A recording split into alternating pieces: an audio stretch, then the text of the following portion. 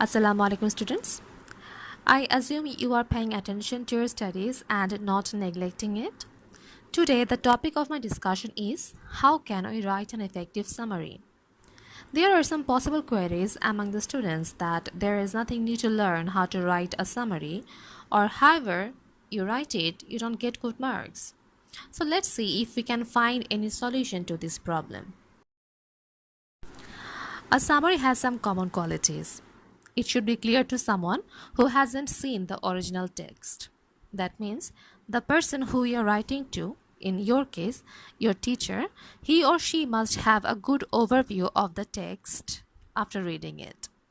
A summary must include all the main points of the author.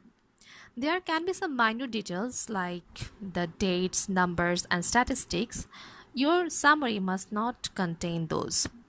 Your summary has to be brief and concise. That means you cannot elaborate it. Rather, you have to be very economical about writing it. There are some more qualities of a summary. First, you have to paraphrase the main points of the authors. That means you have to use your own words, phrases, and sentence structures. If you're copying and quoting, then you're not paraphrasing. You have to rewrite the summary. Next, an effective summary is objective. So, do not use your own opinion or reaction. And the last one is you have to keep the meaning of the original text. So, you should avoid changing any meaning of the text. When you're writing a summary, you have to follow some steps. First, you have to read the whole passage from the very beginning to the end, because reading is a very important part of writing an effective summary. So, at this point, don't skim or skip reading it. Next, you have to read it until you understand it. Understanding the whole passage is very important to write a good summary. After proper understanding, try to take some notes out of it. Then, you have to identify the main points of the author. As because you have to reflect the main ideas into the summary, you have to point out the main points. Next, you have to write your summary from the notes. As you have read it properly and understood it, and you have taken some notes, you can write your summary from that notes. Next, you have to check your summary against the original text. At this point, it is very important because you have to compare what you have written against the original text, whether you have copied it as it is or you have changed it. So you have to be careful about it. Next, you have to revise and edit your summary for errors. Whether you have done any grammatical mistakes or sentence structure is not right, you can correct at this point. Now, as we look at the structure of the summary, we can see that the topic sentence should state the source information and the author's main point. That means the first sentence or the topic sentence should be striking to the reader, and at the same time, it should state what the passage is all about. Next, the supporting sentences should state the author's main points in the same order. That means you have to support the topic sentence in a chronological order. And lastly, the concluding sentence should give the author's conclusion. At this point, you should not give your own opinion, as we have already discussed that your summary should be objective rather than subjective.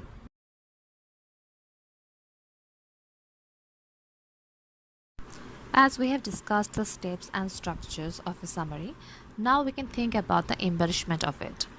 To embellish your summary, you can use reporting verbs and address the writer by their last name or by their respective pronouns. You can try to rewrite the whole passage. Sometimes you can use transitional words and phrases. These transitional words and phrases show how the ideas are connected and how they make sense. You can use them with correct grammar. Sometimes you need to change the words from the text and use their respective synonyms. Dear students, for your proper understanding, I have provided you with an example. I would like you to read the whole passage from the very beginning to the end. And I would also like you to follow the steps and structure that I have previously discussed.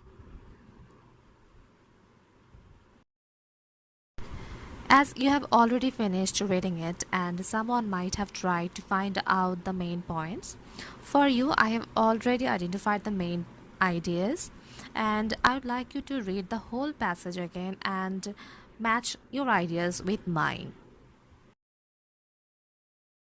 As you can see on the screen, there is a summary written for you. I would like you to read it very closely and compare it with the original text. At this point, you have to find some answers of some questions. Whether the passage has been directly quoted, whether the main ideas are not reflected, whether there aren't any grammatical changes, whether the summary is objective or not. If you can find the answer of this question, then I'd say that you can write a good summary. As we have come to this point, I cannot let you go without a task. Now on the screen you can see a passage, and after following the steps and structures of writing an effective summary, I think you can write a summary out of it. At the end of the discussion, I hope you would be able to write good summaries in the exam, but before that you have to practice writing it at home rather than practicing it in the exam hall. Those who couldn't understand it, please let me know. Stay safe and stay home. Thank you.